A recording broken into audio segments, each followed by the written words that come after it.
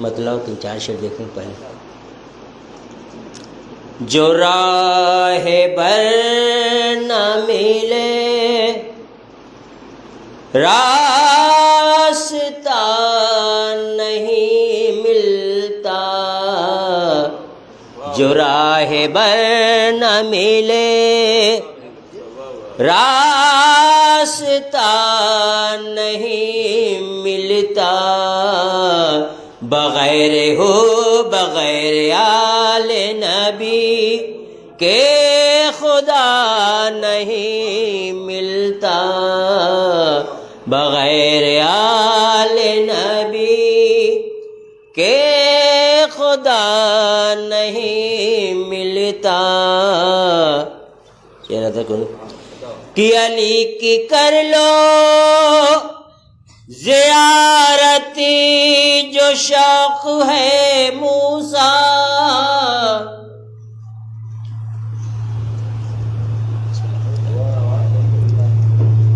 جو راہ بر نہ ملے راستہ نہیں ملتا، بغیر آل نبی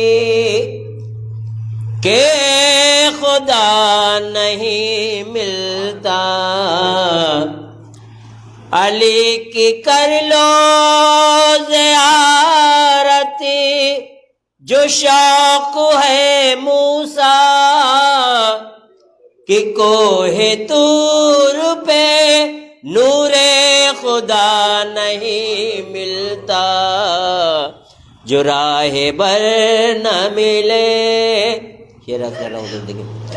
علی کا ذکر ہے ذکر رسول ذکر خدا، علی کا ذکر ہے ذکر رسول ذکر خدا، کسی کے نام سے یہ سلسلہ نہیں ملتا، کسی کے نام سے.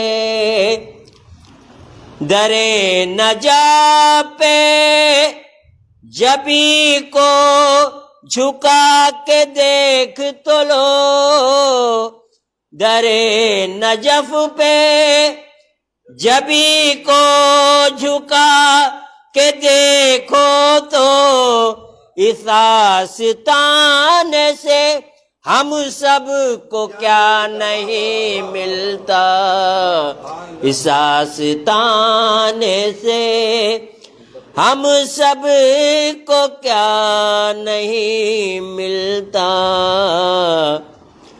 پڑے جو واقع پکارے رسول بھی جس کو، پڑھے جو واقع پکارے رسول بھی جس کو، علی سا کوئی بھی مشکل کشا نہیں ملتا، علی سا کوئی بھی مشکل کشا نہیں ملتا، جو راہ بر نہ ملے.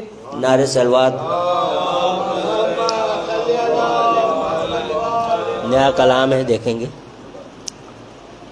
کہ ہم نے ایمان و عقیدے کو بہم رکھا ہے، ہم نے ایمان عقیدے کو بہم رکھا ہے، خانہ دل میں سجا کے تیرا غم رکھا ہے، خانہ دل میں سجا کے تیرا غم رکھا ہے.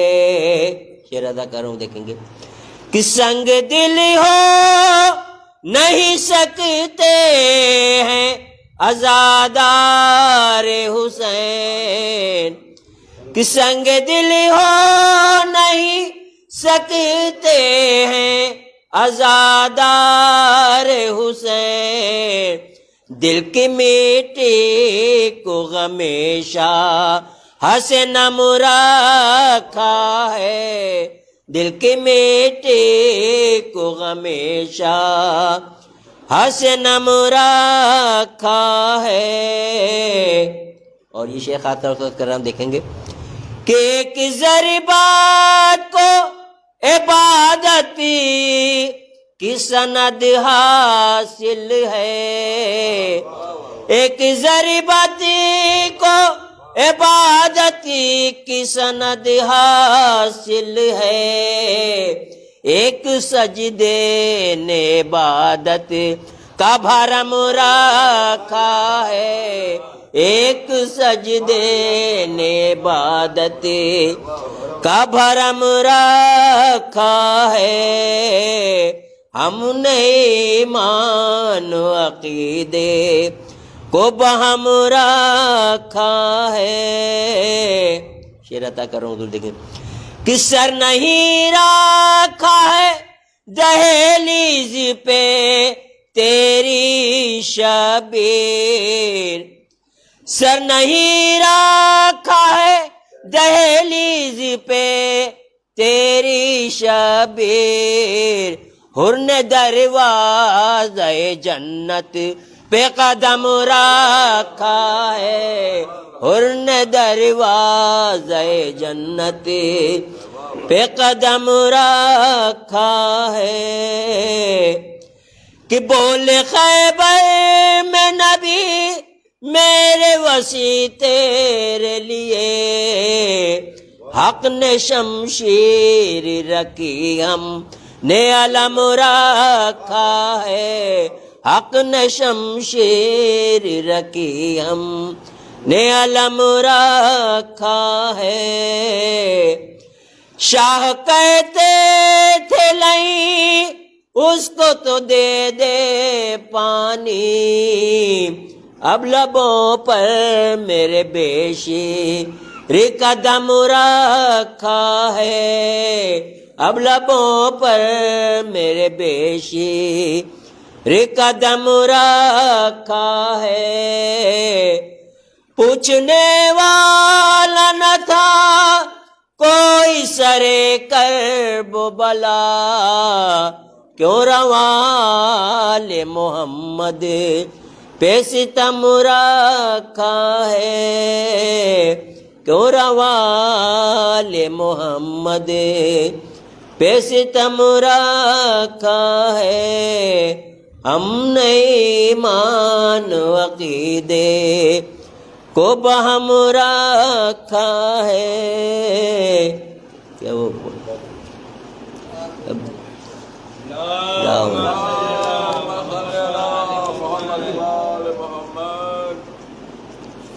بھائی کی یہاں ایک مصرع ہوا تھا کہ 14 صدیوں سے علی کا غم ہمارے دل میں ہے، چند اشعار دیکھیں گے۔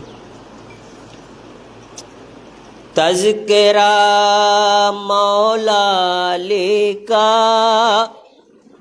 آج ہر محفل میں ہے، تذکرہ مولا علی کا آج ہر محفل میں ہے، واری اہل ولا کا سینہ باطل میں ہے، واری اہل ولا کا سینہ باطل میں ہے۔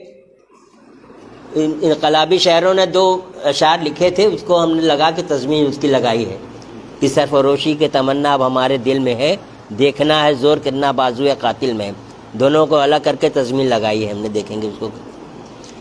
کہ موت سے ڈرتے نہیں ہرگز غلامان علی، سرفروشی کی تمنا اب ہمارے دل میں ہے، سرفروشی کی تمنا اب ہمارے دل میں ہے۔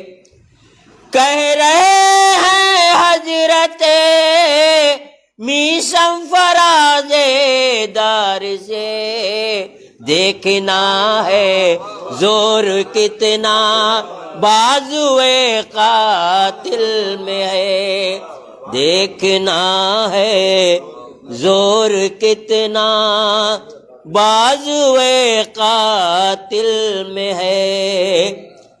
کہتے ہیں بہلول جیسے عاشقان مرتضیٰ، لذت صحرا نورد دوری منزل میں ہے، لذت صحرا نوردی دوری منزل میں ہے۔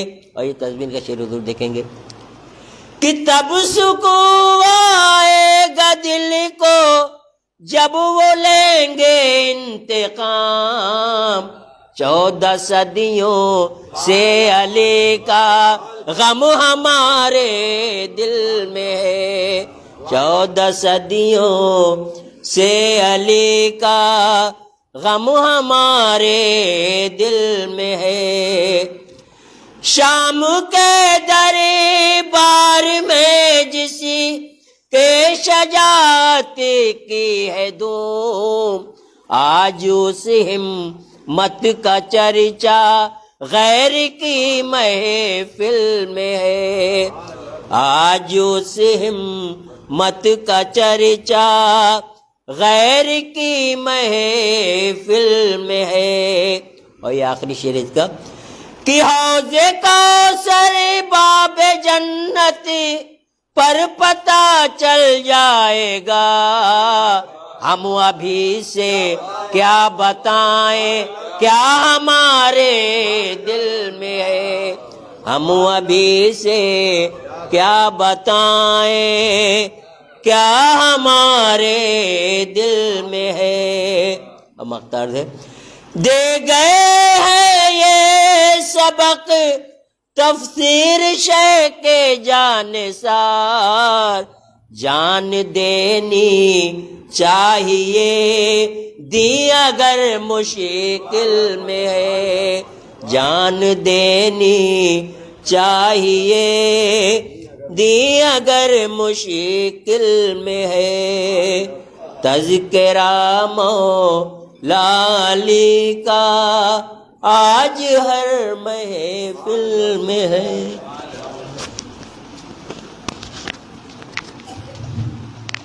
اب میں بڑے ادب و احترام کے ساتھ گزارش گزار ہوں عالی جناب حجت الاسلام والمسلمین مولانا حیدر مہدی صاحب اللہ بخشی سے کہ وہ افروز منبر ہو اور اپنے بیان سے منتقل کریں۔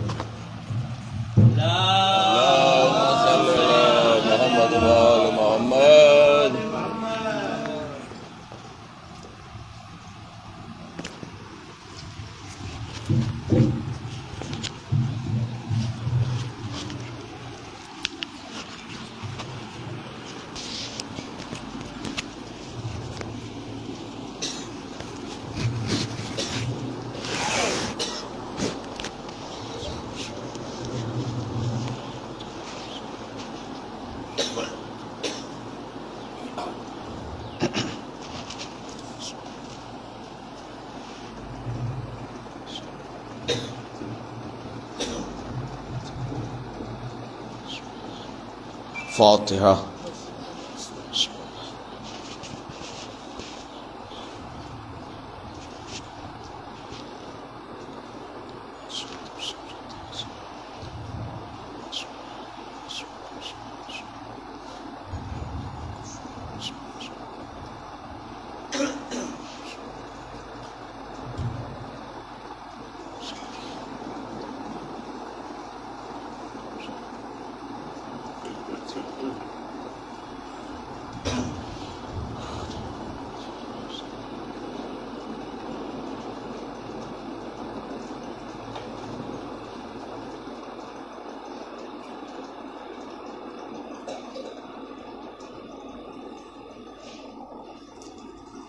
أعوذ بالله من الشيطان اللعين الرجيم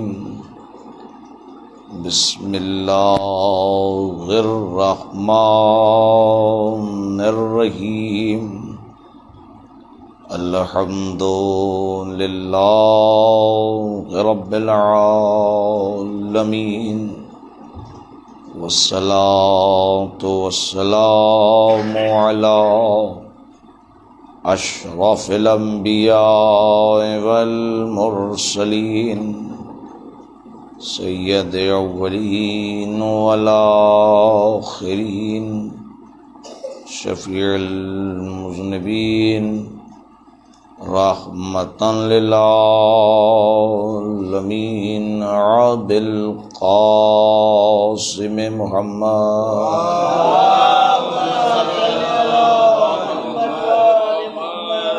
وآلہ الطیبین الطاہرین المعصومین المظلومین ولعنۃ اللہ علی اعدائہم اجمعین اما بعد فقد قال اللہ تعالی فی کتابہ الکریم وهو أصدق الصادقين وقوله الحق بسم الله الرحمن الرحيم قل رب ارحمهما كما ربياني صغيرا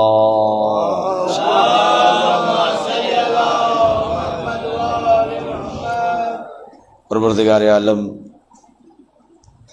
اس بزم اعضاء کو قبول فرمائے اور اس کے اراکین کو اللہ صحت و سلامتی عطا فرمائے۔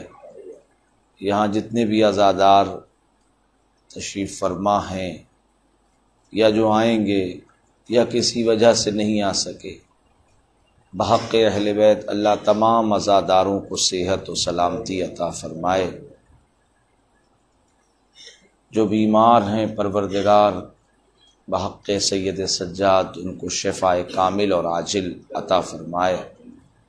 دعا کی قبولیت کے لیے ایک صلوات ارشاد فرمائے۔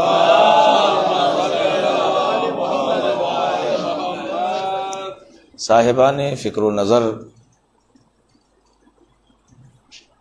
میرا موضوع، میرا بیان آپ کے ذہن عالی میں ہوگا۔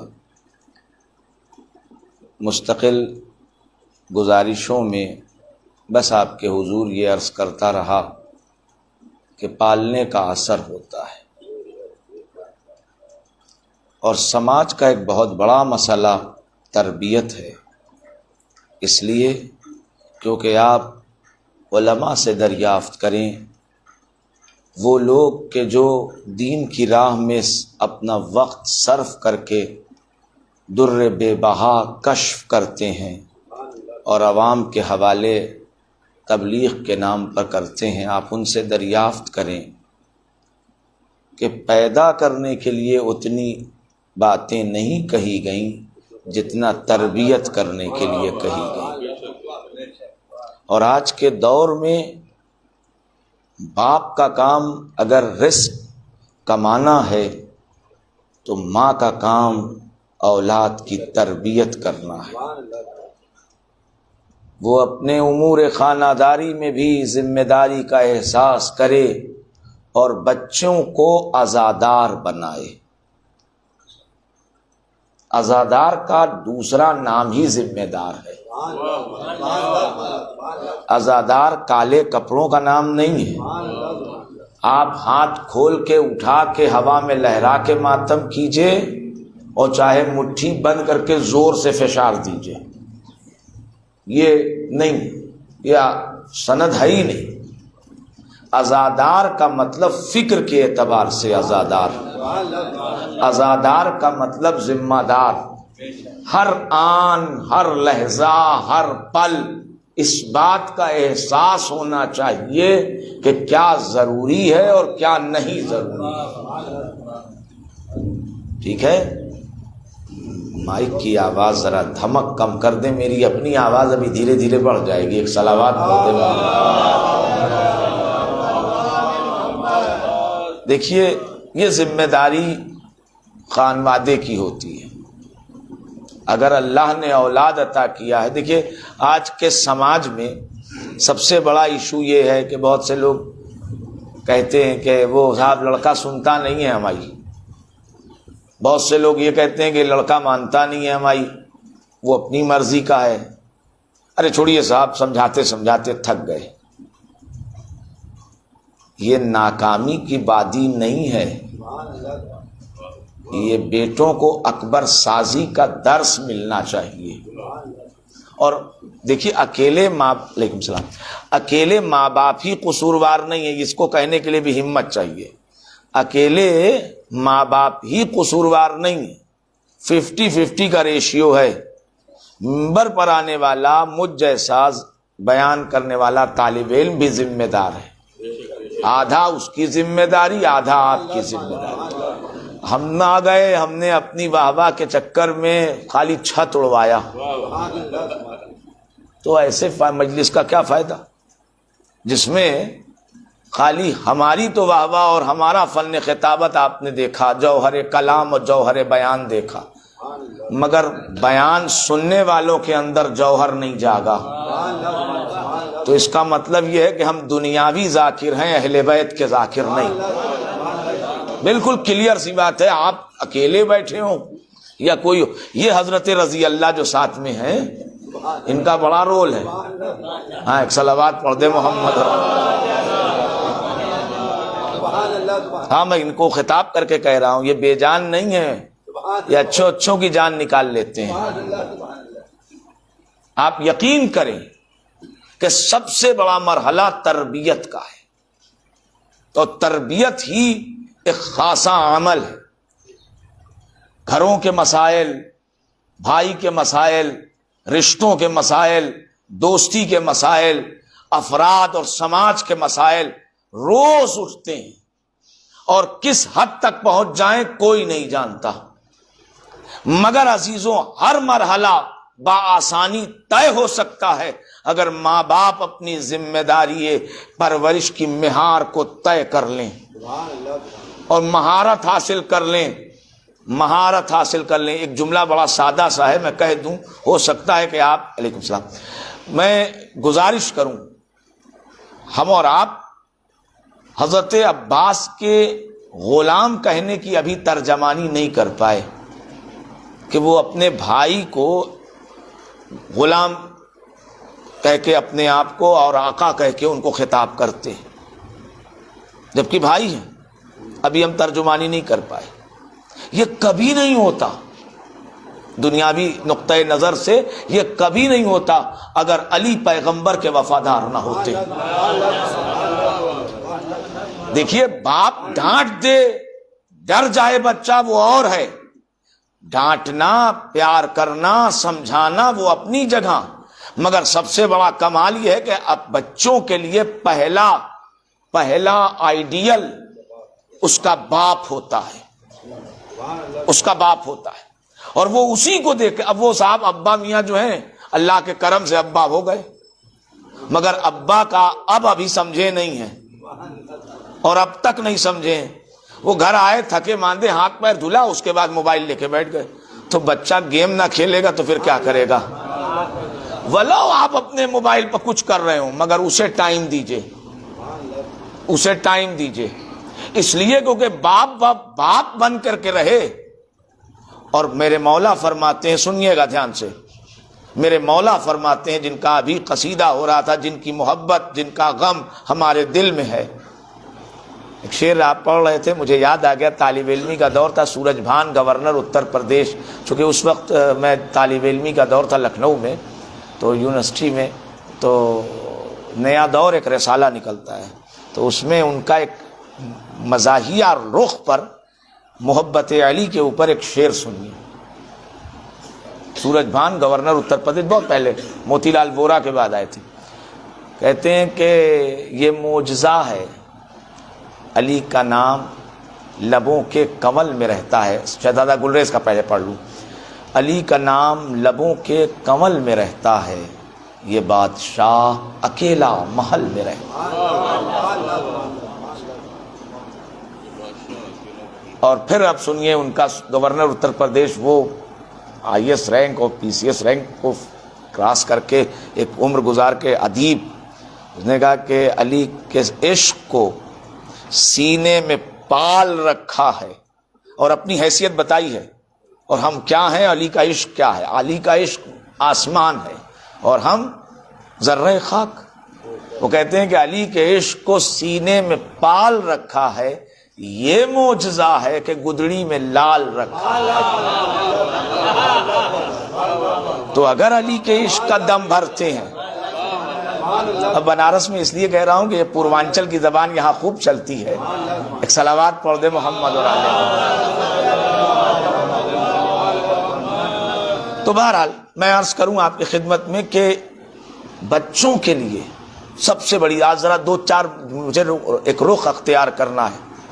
ہر آدمی دیکھیے، کربلا کی وادی صرف مصائب کے لیے نہیں ہے، سوری معاف کیجیے گا، کربلا میں بار بار ہر جگہ ہر بار کہتا ہوں کہ کربلا ایک درسگاہ ہے، ایک ایسا پلیس کہ جہاں سے انسان کے اندر کا پاور، انسان کے اندر کی کیوریسٹی ڈیولپ کرتی ہے اور انسان آسمان بن جاتا ہے، انسان آسمان بن جاتا ہے۔ امام علی علیہ السلام فرماتے ہیں،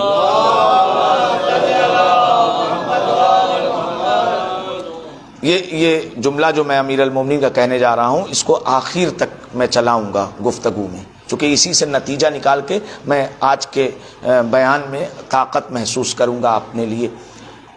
فرماتے ہیں کہ اگر دنیا میں، امیر المومنین کا، اگر دنیا میں تمہارا سب سے بڑا کوئی حامی، کوئی بیکنگ کرنے والا، پشت پناہ ہے، تو وہ تمہارا اپنا باپ ہے۔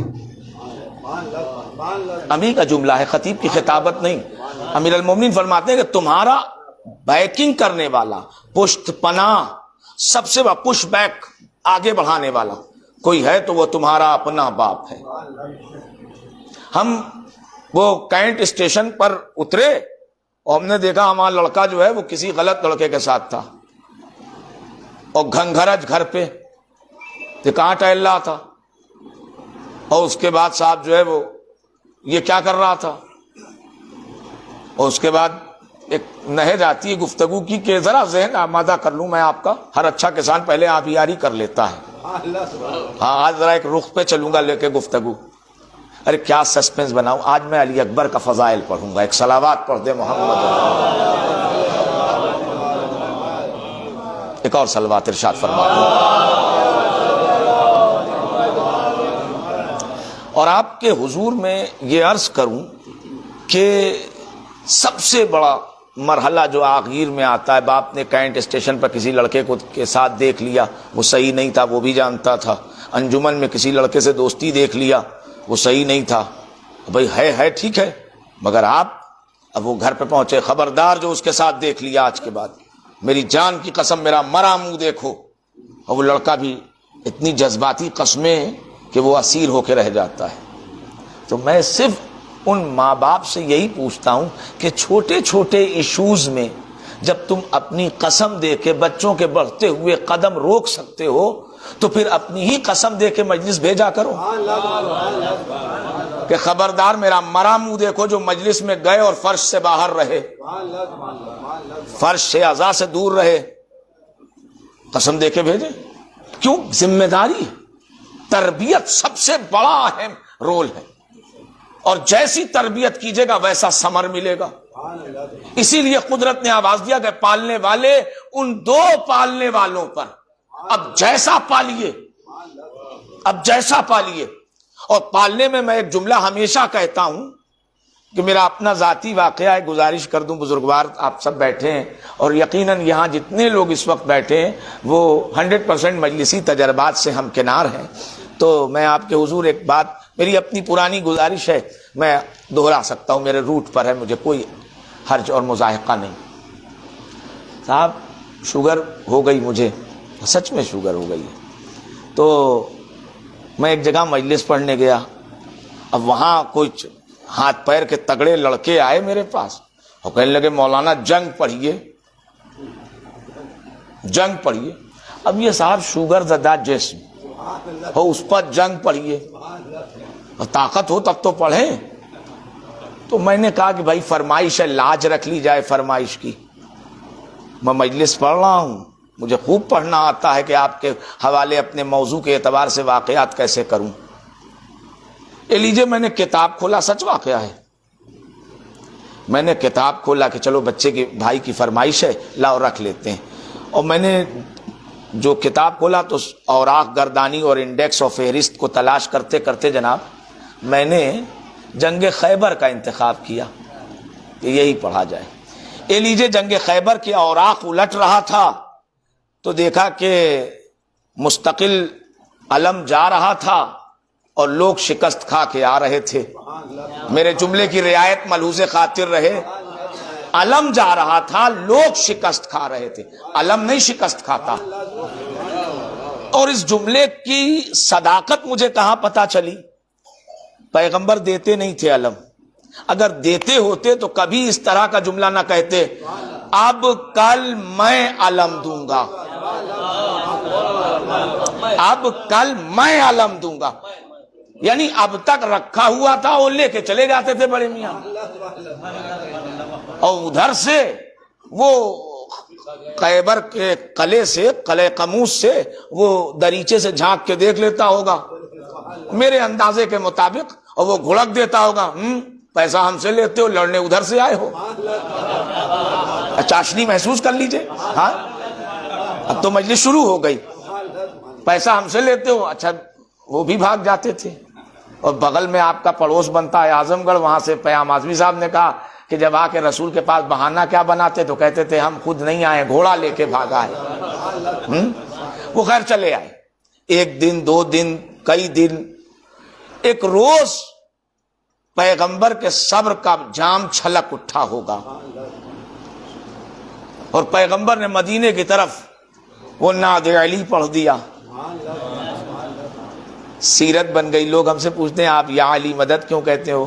ہم نے کہا ہم سے نہ پوچھو، پیغمبر ہی سے پوچھ لو، جو اسلام لایا، جس نے حرام حلال جائز ناجائز سمجھایا، اسی سے پوچھو۔ ہم یہ سوچ رہے تھے کہ ابھی ہوگا کیا کہ چشم زدن میں علی آ گئے،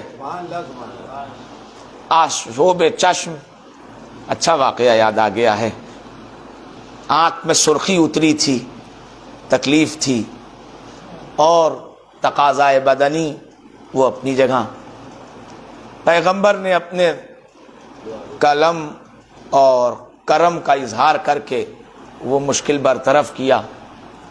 تو مجھے ایک چیز سمجھ میں آئی، جب پیغمبر کو ضرورت پڑی تو علی کو پکارا، اور علی کی تکلیف کو پیغمبر نے دور کر دیا۔ تو سوائے پیغمبر کی مشکل کشائی کے لیے اگر کوئی اٹھ سکتا ہے تو ہما اور شما تو نہیں ہے سوائے علی کے، اور علی جیسے مشکل کشا کی کوئی مشکل حل کرے تو سوائے نبی کے کوئی ہے نہیں۔ خیر، اب وہ علی آ گئے، ان کے بازو پر ضامنی باندھی، خود پہنائی، زرہ پہنائی، عبا ڈالی اور چہرے پر نقاب لگایا، وہ نقاب علی نے ہٹایا، اور اس کے بعد مقتل میں گئے وہ میدان میں۔ ادھر سے وہ کچھ دن کی عادت رکھنے والا، اس نے دریچہ وہ پردہ چلمن ہٹا کے پوچھا آج کون آیا ہے؟ انہوں نے کہا ایک نوخیز سا دکھ رہا، اور آپ تاریخ کے اوراق سے جھانک کے دیکھ لیجئے، آپ کو تخمینہ لگا کے اندازہ لگ جائے گا۔ اس وقت جنگ خیبر کے موقع پر امیر المومنین کا سن مبارک 25 سے زیادہ نہیں ہے، آس پاس ہوگا۔ ٹھیک ہے، ٹھیک ہے۔ اب آئیے، پیغمبر نے بھیج دیا، ادھر وہ مقتل میں علی کھڑے ہیں، ادھر سے دریچے سے جھانک کے دیکھا گیا تو وہ نوخیز تھے، تو للکار کے کچھ کہا ہی ہوگا، چلے جاؤ۔ عادتاً حیرت کی انتہا ادھر قلعے کے اندر تب ہوئی کہ جب وہ یہ سوچنے لگے کہ اس کے پہلے جو بڈھے بڈھے لوگ آتے تھے وہ تو چلے جاتے تھے ایک دھڑکی پہ، یہ کیوں ڈٹا ہوا ہے؟ بات کچھ بڑھ گئی تو انتر للکارا، انتر کی بات نہ سمجھی تو پھر وہ مرحب آ گیا. بات کچھ اتنا بڑھ گئی کہ وہ غیظ و غضب میں 2 ہاتھوں میں تلواروں کو تولتا ہوا قلعے کا دروازہ کھلوا کے آ گیا. قلعے کا دروازہ کھلوا کے آ گیا اور اس نے کہا کہ نوخیز تم چلے جاؤ، جوان تم چلے جاؤ. اور ادھر کوئی بات کا اثر ہی نہیں. اچھا دیکھیے، آپ لوگ سماج کے بہترین لوگ ہیں. اگر کوئی آدمی کچھ بات کر رہا ہے چلا کے اور کوئی کچھ جواب ہی نہ دے رہا ہے، ہاں وہی ترجمہ ہے. اب میں کیا یہاں سے کہوں؟ ہاں یہ وہ اپنا آپا کھو بیٹھا. جیسے ہی وہ اپنا آپا کھو گیا بیٹھا تو اس نے رجس کے نام پر وہ جملہ کہا جو ہم سب جانتے ہیں کہ شاید یہ لڑکا، یہ جوان نہیں جانتا. تو اس نے للکار کے کہا میں وہ ہوں کہ جس کی ماں نے میرا نام مرحب رکھا. اتنی دیر کی بازگشت کے بعد اب لسان اللہ علی بولے، اور علی کے لہجے کی گھنگھرج جیسے اس کے باطل فکر پر علی نے رنگ بھر دیا ہو. جیسے اس نے کہا میری ماں نے میرا نام مرحب رکھا، ویسے اس نے للکار، ادھر سے علی نے للکار کے گھنگھرج کے ساتھ آواز دیا میری ماں نے میرا نام. اب یہ تو آپ کہہ سکتے ہیں، زبان پہ چاشنی ملے گی. میری ماں نے میرا نام حیدر رکھا. پہلی بار دنیا کو علی کی ماں کا رکھا ہوا نام علی کی زبان میں پتا چلا. میری ماں نے میرا نام حیدر رکھا. اب بات کہاں سے چلی تھی؟ فرمائش ہوئی تھی. جنگ پڑھیے، میں نے ان کی فرمائش کا لحاظ کر کے کتاب جنگ خیبر کھولا، اپنی وضاقتہ بھی ملاحظہ کیا میں نے.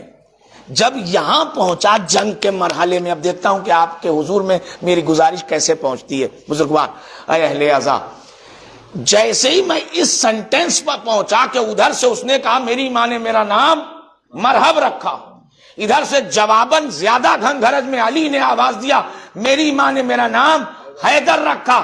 میں نے فرمائش کو کیا کنارے، کتاب جنگ خیبر کو کیا بند. میں ٹھیک ٹھیک سمجھ گیا حیدر مہدی کہ مرحب کی خیبر کی جنگ مرحب اور علی کے درمیان کی جنگ نہیں تھی، 2 ماؤں کی پرورش کا ٹکراؤ تھا. 2 ماؤں کی پرورش کا ٹکراؤ تھا. ماں پال دے تو حیدر بناتی ہے، ماں پالے تو مرحب بنتا ہے. ایک صلوات پڑھ دے محمد اور آلہ.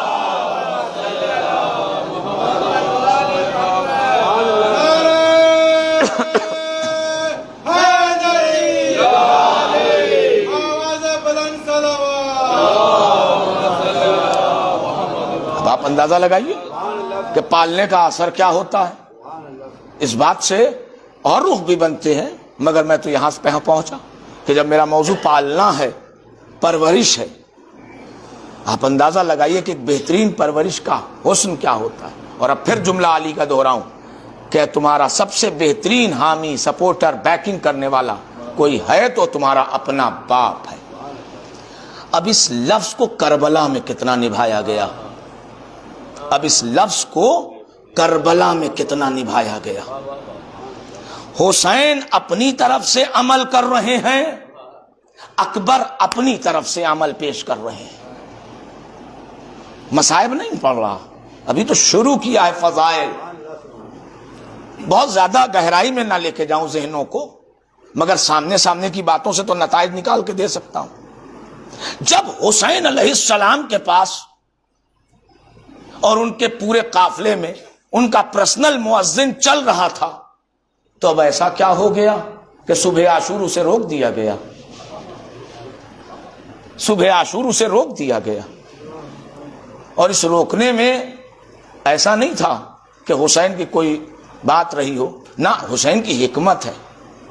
کریم ابن کریم ہے نا حسین، رحیم ابن رحیم ہے حسین، عطاؤں کے مرکز ہیں حسین. تو اب وہ جو ساتھ چل رہا ہے مؤذن، تو وہ بھی تو اتنا ہی بھوکا پیاسا ہے. تو شاید حسین کے ذہن میں ایک فکر یہ رہی ہو کہ اس کو آذان دلوا کے اس کی پیاس کو اور برملا کرنے سے بہتر ہے کہ اپنے بچے کو اپنے بچے کو،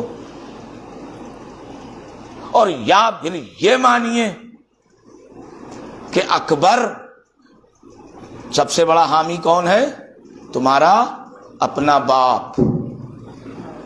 تو تاریخ گواہ ہے کہ پرورش کا انداز چھلک اٹھا.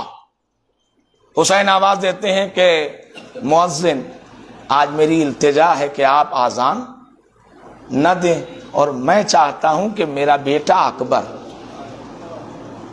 تو حسین کو کہنا چاہیے تھا کہ ذرا جا کے اکبر کو بلا لاؤ، دیکھو سو رہے ہیں، اٹھ گئے کہ نہیں اٹھ گئے. کوئی ایسا جملہ کوئی بھی مجلسی تجربے میں بتا دے. تو اس کا مطلب کیا ہے؟ بیٹا اکبر تم آذان دو. وہی موجود تھے. باپ ہی ہوتا ہے جو بیٹے کو پہچنواتا ہے، باپ ہی ہوتا ہے جو بیٹے کو پہچنواتا ہے. میرے پاس وقت کم ہے، بات زیادہ، اس وجہ سے میں جنگ صفین کی طرف نہیں بڑھ رہا ہوں، ورنہ وہاں بھی باپ ہی نے بیٹے کو پہچنوایا ہے. کہ تم نے اب تک علی کو لڑتے لڑتے دیکھا ہے، آج 10 برس کے شہزادے کو بھی دیکھ لو. آج 10 برس کے شہزادے کو بھی دیکھ لو. پڑھ دیں. اب آپ آگے ایک جملہ نکل گیا تو پڑھی ایک صلوات پڑھ دیں.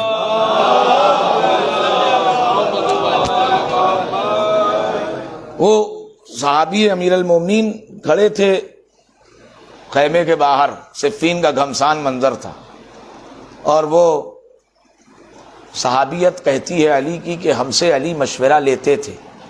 جنگ کے اہم مرحلے میں علی ہم سے مشورہ لیتے تھے. اس لیے نہیں کہ ہم مشورہ دینے کی حیثیت میں تھے، علی کی کرم نوائی تھی کہ وہ ہمیں عزت دیتے تھے. اور تاریخ کہتی ہے کہ ہم ابھی بات ہی کر رہے تھے اور خیمے کے باہر ہی کھڑے تھے کہ ایک مرتبہ خیمے کا پردہ اٹھا اور علی نکلے. وہی انداز، وہی قدموں کو اٹھا کے دوسرے قدم کا رکھنا، اور وہی علی گھوڑے پر اسی انداز میں بیٹھے. تو ہم یہ سب دیکھ کے آپس میں کہنے لگے آج علی حملہ کریں گے اور ہمیں بتایا بھی نہیں. ہمیشہ کوئی بھی عمل سے پہلے بتاتے تھے، یہ ان کا کرم تھا. آج ایسا کیا ہو گیا کہ علی خیمے سے نکلے اور ہماری طرف دیکھا اور اس کے بعد اپنے گھوڑے پر بیٹھے اور مقتل کی طرف، اور ویسے ہی جا رہے ہیں. اور علی کے جانے کا انداز بھی سن لیجئے. جب یہاں تک لے آیا ہوں تو علی کے جانے کا انداز بھی یہ ہوتا تھا کہ علی خیمے سے نکلتے تھے، اپنے گھوڑے پر بیٹھتے تھے اور گھوڑے کی لجام کو اتنا کھینچتے تھے کہ گھوڑا اپنے پچھلے پیر پر اپنا اگلا پیر اٹھا لیتا تھا. اس کو فن سپاگری میں کہتے ہیں بوز بھرنا، بریل بھرنا. ٹھیک ہے. اور وہ پھر علی نکل جاتے تھے، اور علی کبھی بھی سامنے جا کے حملہ نہیں کرتے تھے. لشکر کے ایک کنارے تک جاتے تھے اور لشکر کے باطل کے سمندر میں علی ڈوب جاتے تھے، اور پھر دوسری طرف سے خرامہ علی چلے آتے تھے. یہ سارا انداز صحابیت دیکھ کے کہتی ہے کہ ہم تو یہی دیکھ رہے تھے. علی نکلے، رکاب میں پیر رکھا، ویسے ہی بیٹھے جیسے بیٹھتے تھے، ویسے ہی لجام کھینچا جیسے کھینچتے تھے. تو یہ سارا انداز تو ہمارے یقین میں اضافہ کر رہا تھا. اور ایک دم سے وہ سوار گھوڑے پر بیٹھ کے جسے ہم علی جانتے تھے، وہ ایک سمت لشکر باطل میں چلا گیا. ابھی ہم حیرت کے سمندر میں ڈوب ہی رہے تھے کہ خیمے کا پردہ پھر اٹھا. خیمے کا پردہ پھر اٹھا اور ہم نے دیکھا کہ علی نکلے. تو ہم کبھی ان کو دیکھتے تھے اور کبھی جانے والے کو. اور ہم نے بھائی حیرت کی انتہا کو اگر سمجھنا ہے تو عرش پا حدیث کسا والی عبارت پڑھ لیجئے. جو ہمیشہ کا آنے والا تھا وہی پوچھ رہا تھا یا رب ومن تحت الکسا. یہ جو گئے ہیں وہ علی ہیں. مولا آپ کہاں؟ میں کہا پھر گیا کون؟ کہا میری دعا کا عروج، میری دعا کا عروج. اور اس کے بعد کہتے کہتے ایک مرتبہ علی نے شاید یہ کہا ہو کہ ذرا سامنے سے ہٹ جاؤ، میں دیکھنا چاہتا ہوں کہ میں جنگ میں کیسے جاتا تھا. اپنے آپ کو جنگ میں جاتا ہوا کبھی دیکھا نہیں ہے، ذرا ہٹ جاؤ. اب جب یہ پتا چلا کہ 10 برس کا شہزادہ گیا ہے، اب دل تھام کے سنیے گا قبلہ، اے اہل عزا، یہاں تک لے آیا. جب یہ پتا چلا کہ شہزادہ گیا ہے تو ساری صحابیت پنجوں کے بل کھڑی ہوئی. سن تو سب کو پتا تھا، سن سب کو پتا تھا، تو جگہ جگہ بلند بلند مقام پر صحابیت علی کھڑی ہوئی اور دیکھنے لگے کہ وہ شہزادہ گیا کہاں. ہمراہ علی بھی تھے.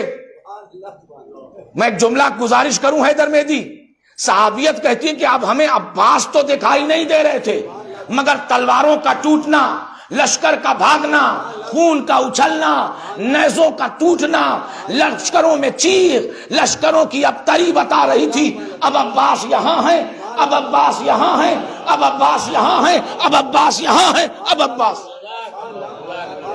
اور خرامہ خرامہ عباس بھی علی کی طرح ابھی گھوڑے پر بیٹھے ہی ہیں کہ ایک مرتبہ صحابیت نے شربت دیا اور شہزادے نے بڑے اطمینان سے گھوڑے پر بیٹھے بیٹھے شربت لیا اور مالک اشتر نے ہاتھ سے دیا تھا. صحابیت سے لے کے مالک اشتر نے شربت دیا شہزادے کو اور شہزادے نے بڑے اطمینان سے شربت پیا اور پینے کے بعد گلاس کو، جرے آپ کو واپس کر کے کہتے ہیں کہ یا مالک، ایسا لگتا ہے یہ شربت یمن کے شہد کا بنا ہوا ہے. ایک مرتبہ مالک اشتر کی روایت ہے کہ مالک اشتر کہتے ہیں کہ میرا آپا جاتا رہا کہ لڑے ہیں، گرمی ہے، ہراساں ہے، پسینے میں بھی ہیں، یہ 10 برس کا سن بھی ہے اور انہیں اس ہراساں میں یہ احساس ہے کہ شہد یمن کا ہے کہ طائف کا ہے. میں ایک جملہ سوچنے لگا جب یہاں پہنچا، میں نے کہا مالک حیرت نہ کرو، جن کے گھر کے بچے موت کا مزہ شہد بتاتے ہوں تو باپ ہی ہوتا ہے جو بچوں کو پرورش میں آگے لاتا ہے. دب کے رہ جاتی سیرت عباس بچپنے کی، مگر علی نے پیش کیا. اور اب علی اکبر، ایک صلوات پڑھیں اس شہزادے کی.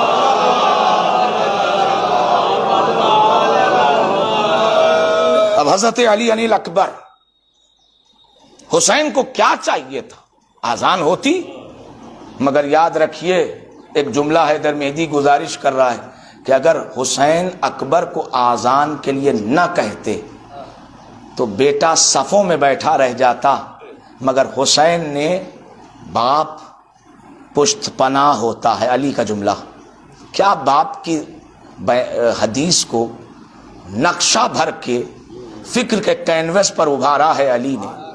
باپ ہی تمہارا سب سے بڑا حامی اور سپورٹر ہے. اکبر آزان دو، اکبر آزان دو، تو کوئی دریغ، کوئی گریز، کوئی قسمہ پرسی، کوئی بے چینی، بابا وہ جب ہیں تو ہمیں کاہے کے لیے. اور یہ کہانی بھی ایک تبلیغ بھی رچ رہی ہے، یہ واقعہ ایک تبلیغ بھی رچ رہی ہے، ایک سجا رہی ہے کہ وہ اکبر کا شیدا اور ماتمدار ہی کیا جو صبح کی نماز سے غائب ہو جائے. جب بھی تابوت اٹھاؤ تو ان سے ہی پوچھ لو کہ تابوت تم ہی کو اٹھانا ہے، مگر یہ بتا دو صبح کی نماز پڑھ کے آئے ہو تو اٹھاؤ، ورنہ تابوت جنازہ بن جائے گا تمہارے ارمانوں کا اور اکبر کے ارمان کا کہ جس نے تمہارے لیے قربانی پیش کی تھی تم اسی کے لیے اس موقع پر. اچھا، اکبر باپ کے ساتھ ہی تو بھوکے پیاسے ہیں. ہمارے ہاں لڑکے 18 برس کے سماج میں اگر گھر میں گرمیوں کے روزے ہیں آج کل، اگر ماں نے 4-5 بجے کہہ دیا کہ اے بیٹا افطار بنانے کے لیے دھنیا گھٹ گئی ہے، امی رات میں بتا دیا کیجئے. اچھا، سحری یہاں تک کیا ہے انہوں نے، حلق تک. امی کچھ کھائیں گے نہیں، اور جب دیا جاتا ہے تو پورا کھا لیتے ہیں. اور یہ بھی پتا ہے کہ افطار ڈٹ کے کریں گے اور منہ پتاؤ دے کے نکل جائیں گے. 12-16 گھنٹے کے روزے میں زبان کا اندازہ لگائیے گا کیسی ہوتی ہے. اب ہم منگل گرہ سے تھوڑی نہ آئے، ہم یہی دنیا کے رہنے والے سب جانتے ہیں کیا ہوتا ہے. وہ امی رات میں بتا دیتی، ہم لا دیتے. اچھا صاحب، لے کے تو قہرن و جبرن تو گئی تھے، لوٹ کے آئے کہ امی بھول گئی تھی زیرے کا کہنا. اے بیٹا زیرہ بھی گھٹ گیا ہے. اب بالکل نیچرل بتا رہا ہوں آپ کو. اب تو غضب خدا کا، ہم نہیں رہیں گے، بنے جیسے بنے. میں ایک جملہ کہوں، اگر سماج میں کامیاب ہونا چاہتے ہو بارگاہ خداوندی تک، تو ماں باپ کے سامنے کبھی بغاوت کی زبان نہ کھولنا. ماں باپ کے سامنے کبھی بغاوت کی زبان نہ کھولنا. اور اگر تمہیں سمجھ میں نہیں آتا تو کربلا نے ایسے حساس موقع پر روز آخر عاشور کے دن تبلیغ کر کے عزادار جوانوں کو سنبھال کے بتایا ہے کہ وہ بیٹا ہی کیا جو ماں باپ کی اطاعت میں نہ رہے، پرورش تم کرو، ذمہ داری یہ سنبھالیں گے. ایک صلوات پڑھ دے محمد اور آل محمد.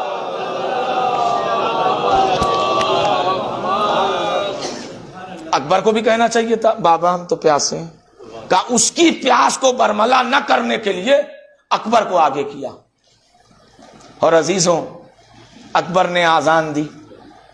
آذان کہی نا، آذان کہی. ابھی پہلی تکبیر تھی، مصائب نہیں ہے یہ. مزاج شناس بہن سمجھ گئی کہ کوئی حکمت ہے. آواز بدلی نا اور کان تک آئی خیمے میں. مزاج شناس بہن ثانیہ زہرا سمجھ گئیں کہ ہاں باپ کا ارادہ کچھ اور ہے. اچھا عباسی کہہ دیتے اے بیٹا اکبر اپنے دادا علی کے نام سے مدد مانگو اور آذان بلند آواز میں کہو. فن سپاہگری تو عباس کی سرپرستی میں ہوئی تھی، تو عباس کا زیادہ حق تھا. آپ نے کبھی سوچا، سنتے تو سب ہیں مگر یہ کبھی سوچیے کہ زینب کیوں کہلوا رہی ہیں؟ کہ پالنے والی ہے زینب، پالنے والی ہے زینب، اور سیرت وہی ہے. دادی کی سیرت کو رائج رکھا گیا ہے کہ اگر میری حسین چاہتے تھے کہ میری دادی اگر فاطمہ بنت اسد نبی پالیں گی تو وہ سیرت ختم نہ ہو، میری بہن ہم شکل پیغمبر پالے. اور یہ پالنے والی کا کمال تھا کہ اس نے باپ کی منشا اور ارادے کو سمجھ کے خیمے سے پیغام پہنچوایا. حسین چاہتے تھے کہ اللہ اکبر، صدائے اللہ اکبر کو نام اکبر کے ساتھ مشہور کیا جائے. یہ باپ کی نیت تھی، یہ باپ کا ارادہ ہوگا. اس آواز کو جیسے ہی خیمے میں سنا گیا تو مزاج شناس بہن سمجھ گئی کہ اگر حسین نہ چاہتے تو کوئی اور آذان نہ دیتا.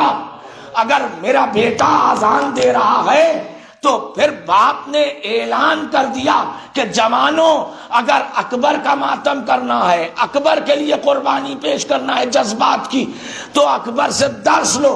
اور عزیزوں، ان تمام فکروں میں زینب نے ایک فکر اور رکھی، بھیا کے پاس پیغام پہنچوا کے کہ بھائی سے کہہ دو کہ بلند آواز میں آذان کہے. یعنی ثانیہ زہرا چاہتی تھی کہ صدائے اکبر کربلا کے بن میں نہ رہے بلکہ قیامت تک جب بھی اللہ اکبر کہا جائے ایک سعادت مند بیٹا دکھائی دے، ایک مستقل تربیت کرنے والا باپ سمجھ میں آئے. ایک صلوات پڑھ دے.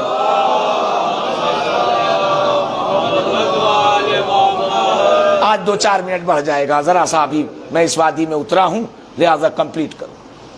یہ تو صبح کی بات تھی، کوئی بغاوت، کوئی گریز، کچھ نہیں. آذان کی لہت تھی کہ اچھے اچھے لرزہ بر اندام ہو گئے. اور کبھی سوچئے گا کہ حسین نے اکبر کو پہلے کیوں بھیجا، حسین نے کس کس جہد سے قربانی پیش کی. ابھی ہمیں کربلا ایکسپلین کرنے کی ضرورت ہے. صرف امام حسین کی جو سسٹم اور طریقے سے جنگ ہوئی ہے. میں ایک نظریے پہ پہنچا کہ حسین علیہ السلام نے اکبر کو پہلے کیوں بھیجا اور اصغر کو بعد میں لائے. حسین نے فوج باطل کو مد مقابل کو کہیں کا نہیں چھوڑا. عقائد کے لیے نہیں کہہ رہا ہوں، حقائق کے لیے کہہ رہا ہوں. حسین اکبر کو بھیج کے نانا کا دین، ہم شکل پیغمبر علی اکبر کو بھیج کے اسلام یاد کرانا چاہتے تھے کہ اگر تم مسلمان ہو تو ہم شکل نبی کو دیکھ کے اسلام یاد آ جائے. جب دنیا نے اکبر کو قتل کر دیا تو حسین نے جان لیا کہ ان کے پاس اسلام نہیں ہے. حسین اصغر کو لے کے آ گئے کہ اگر اصغر کو دیکھ لو، اکبر کو بھیج کے حسین اسلام یاد کرا رہے تھے، اصغر کو لا کے انسانیت یاد کرا رہے تھے، تو اب طے کیجئے کہ یہ دو شہزادوں کی جنگ نہیں ہے۔ حسین نے اپنی حکمت عملی سے مد مقابل کو نہ مسلمان چھوڑا نہ انسان چھوڑا۔ ایک صلوات پڑھ دے محمد اور علی۔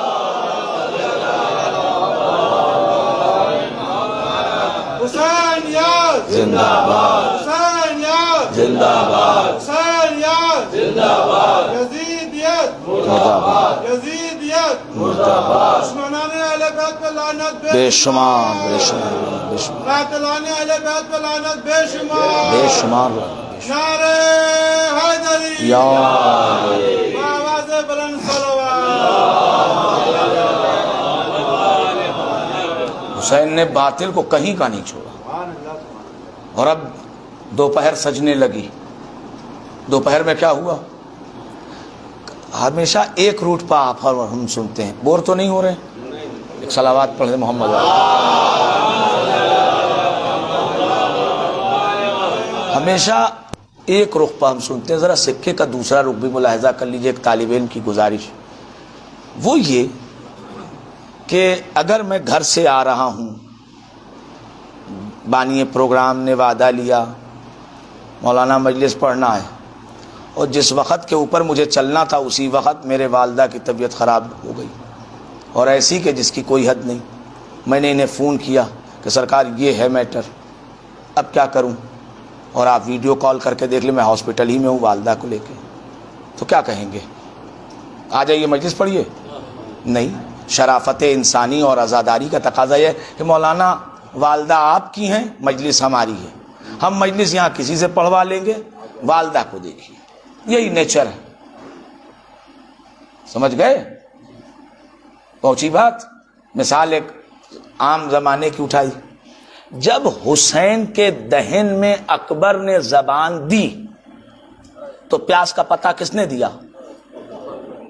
اکبر نے، نیچرلی اکبر نے دیا نا، کہ بابا آپ کی زبان میں تو کانٹے پڑ گئے۔ تو پھر اکبر کو بابا کی پیاس بجھانے کے لیے فرات پر جانا چاہیے تھا کہ مقتل میں؟ طے کر کے بتاؤ۔ اب یہ یہاں رک کر کے سمجھیے کربلا کسے کہتے ہیں۔ اتنی آسان وادی نہیں ہے یہ شہادت گئے الفت میں قدم رکھنا، لوگ آسان سمجھتے ہیں مسلمان ہونا، یہ اتنی آسان وادی نہیں ہے۔ اکبر اس عمر میں، جس عمر کو 18 برس کہتے ہیں، اس عمر کے لڑکے ہمارے ہاں سمجھائے جاتے ہیں، غلط اور صحیح کی تمیز بتائی جاتی ہے، اچھائی اور برائی کا فرق بتایا جاتا ہے، اور اکبر لاسانی امتیاز بنا گئے۔ اگر اکبر باپ کی پیاس کو بتا کے فرات پر جاتے تو اچھے باپ کا سچا بچہ کہلاتے، مگر اکبر نے طے کیا کہ اگر میں فرات پر جاؤں تو سمجھدار باپ کا شریف بیٹا کہلاؤں گا، مگر اگر جہاد پر جاؤں، جہاد پر جاؤں، مقتل میں جاؤں تو دادا سمیت پورے خاندان کی آبرو رکھوں گا۔ اکبر نے دین کے اوپر اور حسین کی پیاس کے اوپر باپ کی محبت اور دین کی ضرورت میں فرق محسوس کر کے وہ عمل کیا کہ اگر فرات پر جاتا ہوں تو باپ کی محبت کہلائے گی، مگر مقتل میں جاتا ہوں تو دین کی ضرورت کہلائے گی۔ اکبر جہاں ہمارے میں سماج میں اس سن کے بچے سمجھائے جاتے ہیں، وہاں اکبر نے جہاد کا فلسفہ، محبت کا فلسفہ بتا دیا۔ عزیزوں، بہترین تمہارے درمیان تمہارا پشت پناہ تمہارا اپنا باپ ہے۔ حسین بھی کہہ سکتے تھے مجھے پانی پلا دو تب جانا، نہ، حسین بھی جانتے تھے کہ جہاد پر جانا پیاس بجھانے سے بڑا کام، پیاس بجھانے سے بڑا کام۔ اور عزیزوں، روایت کا جملہ ہے کہ اکبر فرات کی طرف پہنچے، یا جہاد کی طرف پہنچے. تاریخ کہتی ہے کہ نہ، فرات کی طرف تو دیکھا بھی نہیں. ہاں، حسین نے دہن اقدس میں اپنی انگشتری دی، بیٹا اسے رکھ لو. اب 3 دن کا بھوکا پیاسا مقتل میں آیا اور شجاعت علی، شہامت عباس کو اجاگر کر دیا. متعدد آیتیں. اور کبھی وقت ملا اور حیات نے وفا کیا تو میں آپ کے حضور عرض کروں گا کہ اکبر کی پرسنل ایجوکیشن کیا تھی. یہ پڑھنے کا موضوع ہے صاحب، پڑھنے کا موضوع ہے. پتا تو چلے بھائی ہمارا لڑکا بی ٹیک ایم ٹیک اور انجینئرنگ اور ڈاکٹری کر لے تو ہم تو پھولے نہ سماتے ہیں.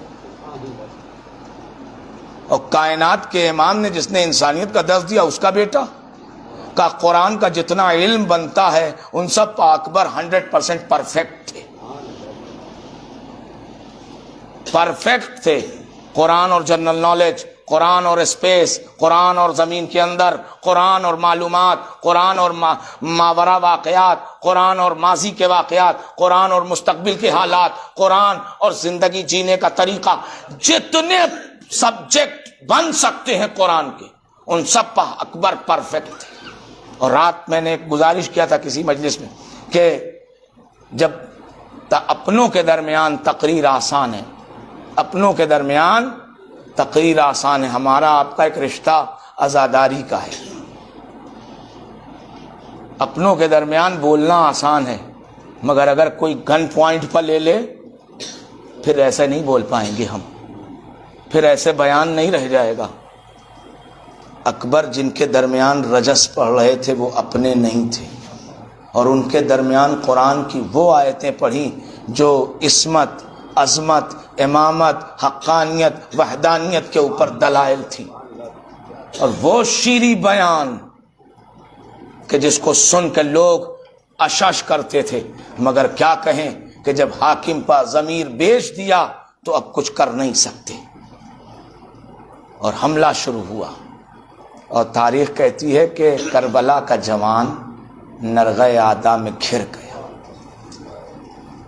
کربلا کا جوان نرغہ آدھا میں گھر گیا. تیروں کی، تلواروں کی، نیزوں کی بارش شروع ہوئی. اور ان تمام حملوں کو اکبر اپنی تلوار سے کاٹتے ہوئے چلے اور چاہتے تھے کہ پیسر سات کو مار دیں. اور تاریخ کہتی ہے کہ محاصرہ تنگ ہوا اور نیزہ برداروں نے نیزہ سنبھالا. اور ایک مرتبہ سنان نے اپنی کاوش میں کوشش کیا اور نیزے کو سینے تک اکبر کے پہنچا دیا. جوان بیٹا تھا، تیورا کے زمین پر گرا، تیورا کے زمین پر گرا. آواز دیا، بابا میرا آخری سلام لے لو. حسین مقتل میں آئے ہیں اور کہتے جاتے ہیں این علی، این علی، علی کہاں ہو، علی کہاں ہو. اور حسین جب اکبر کے قریب پہنچے ہیں، اللہ وہ مظلومیت، وہ غربت جو علی کی تھی، وہ درد جو حسین کا تھا، علی سے مراد علی یعنی اکبر، پورا مقتل. دیکھیے جوان کے لیے، یہاں جو جوان بیٹھے ہیں وہ محسوس کر سکتے ہیں، جوان کو اگر کوئی تکلیف ہوتی ہے تو وہ حد بھر برداشت کرتا ہے، جب تکلیف سوا ہو جاتی ہے تو وہ اظہار کرتا ہے. مگر اگر ماں باپ بوڑھے ہوں تو کبھی جلدی بتاتا نہیں ہے کہ مجھے یہ تکلیف ہے. ماں باپ ہی ڈانٹ کے کہتے جا کے دکھاتے کیوں نہیں، چلو ہم دکھا دیں. اکبر کو کتنی تکلیف رہی ہوگی سینے میں کہ اکبر بر سرے مقتل اینیاں رگڑ رہے تھے. اور تاریخ کہتی ہے کہ حسین کی غربت کی انتہا نہ رہی جب حسین نے جوان کی میت اٹھائی اور خیمے میں پہنچایا. اے اہل عزا، 9 صفر المظفر ہے. میں کیا کہوں کہ کس کس طرح سے حمید ابن مسلم کے ذریعے ایک روایت عام ہوئی مدینے میں جو پڑھی نہیں جاتی، کم پڑھی جاتی، مگر ہے روایت مقتل کی روایت میں سے، کہ حمید ابن مسلم کی، جسے حمید ابن مسلم کہتے ہیں، کہ اس کی ایک روایت یہ تھی کہ جب شام غریبہ میں خیمے جل رہے تھے تو ایک بی بی کو دیکھا جس کی چادر سرخ لگ رہی تھی، اور یہ روایت باز گشت کرتے کرتے جب مدینے پہنچی تو منحال امام چہارم کے صحابی تھے، انہوں نے امام سجاد سے پوچھا کہ مولا، بازار میں کچھ لوگ بات کر رہے تھے جب خیمہ جل رہا تھا اور حسین شہید ہو چکے تھے انصار سمیت، تو وہ کون بیوی تھی جس کی چادر سرخ نظر آ رہی تھی؟ ایک مرتبہ امام کھڑے تھے، بیٹھ گئے، کہتے ہیں کہ وہ کوئی اور نہیں، میری پھوپھی تھی، کہ جب میرے بھائی کا جنازہ آیا میری پھوپھی نے اپنے آپ کو علی اکبر کے جنازے پر گرا دیا، جوان کے سینے سے ابلتا ہوا خون میری پھوپھی کی چادر سرخ ہو گئی۔ بہت آہستہ آہستہ یہاں تک لے آیا، اس لیے کیونکہ میرا بھی دل بھرا ہوا ہے۔ میں کس طرح سے کہوں کہ حسین جوان کا درد لے کے اس دنیا سے گزر گئے، مگر زینب جیسے اکبر کا جنازہ دیکھتی ہے تڑپ جاتی ہیں، آواز دیتی ہیں خدایا اس پالنے والی کا کیا کہ جس نے 18 برس پال کے جوان کیا اور اس کی کمائی خاک و خون میں مل گئی۔ تاریخ کہتی ہے کہ زینب تڑپتی رہی، مگر ذمہ داری زینب پر اتنی تھی، اے اہل عزا، کربلا میں سب روئے ہیں، سکینہ روئی ہیں، رباب روئی ہیں، لیلا روئی ہیں، فروا روئی ہیں، کبرا روئی ہیں، تمام بیبیاں تقریباً روئی ہیں، مگر نہ رو پائی تو زینب کے پاس اتنی ذمہ داری تھی۔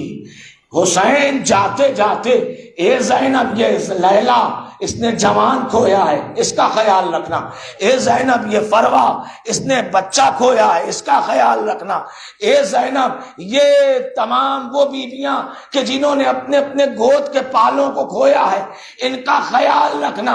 اب زینب ایک ایک بیوی کو سنبھالتی ہے، انہیں پرسا دیتی ہے، امانت زینب کے پاس سکینہ اور سجاد ہے۔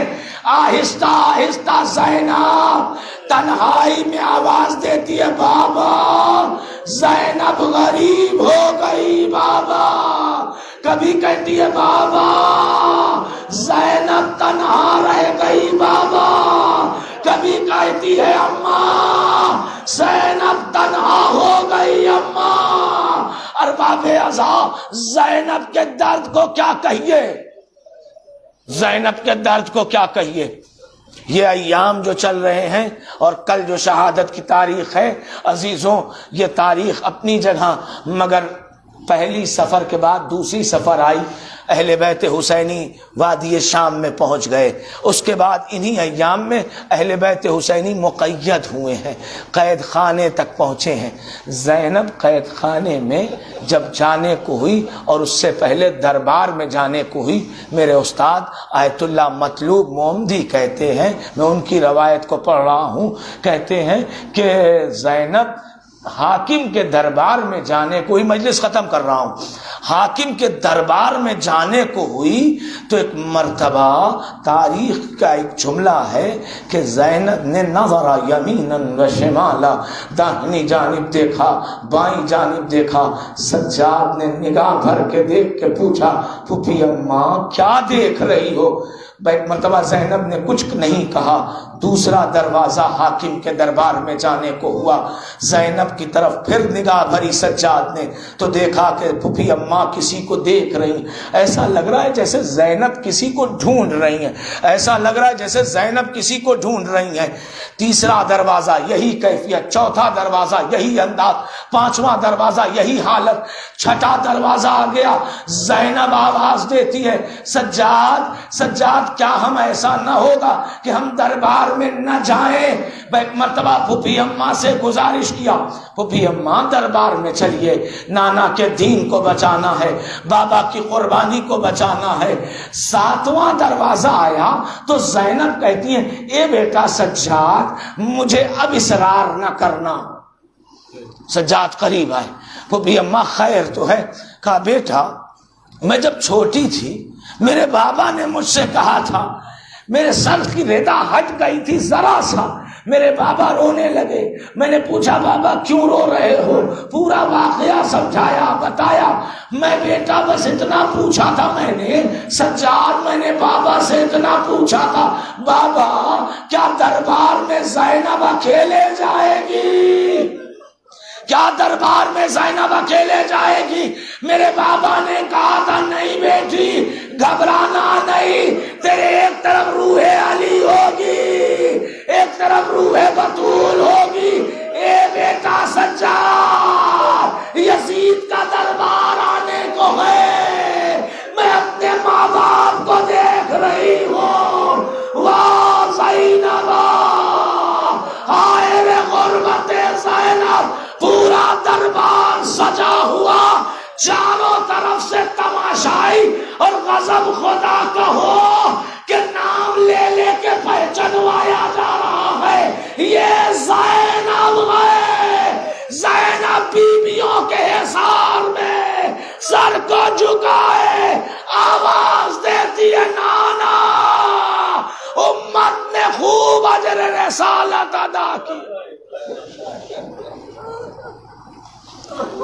صلی اللہ علیہ یا ابا صلی اللہ علیہ یا ابا عبداللہ، اللہم صلی علی محمد و آل محمد۔ خدایا اس مختصر سی عبادت اعضاء کو قبول فرما۔ اے میرے پروردگار یہاں جتنے بھی حاضرین ہیں اللہ سب کی جان مال عزت آبرو کی حفاظت فرما۔ خدایا یہاں جتنے بھی عزادار تشریف فرما ہیں میرے اللہ ہم سب کی عزاداری کی جزا زیارت کربلا معلیٰ ہے۔ پروردگار ہم سب کو کربلا کی زیارت نصیب فرما۔ پروردگار ہم سب کی عبادتوں کی جزا حج کے شرف سے مشرف فرما۔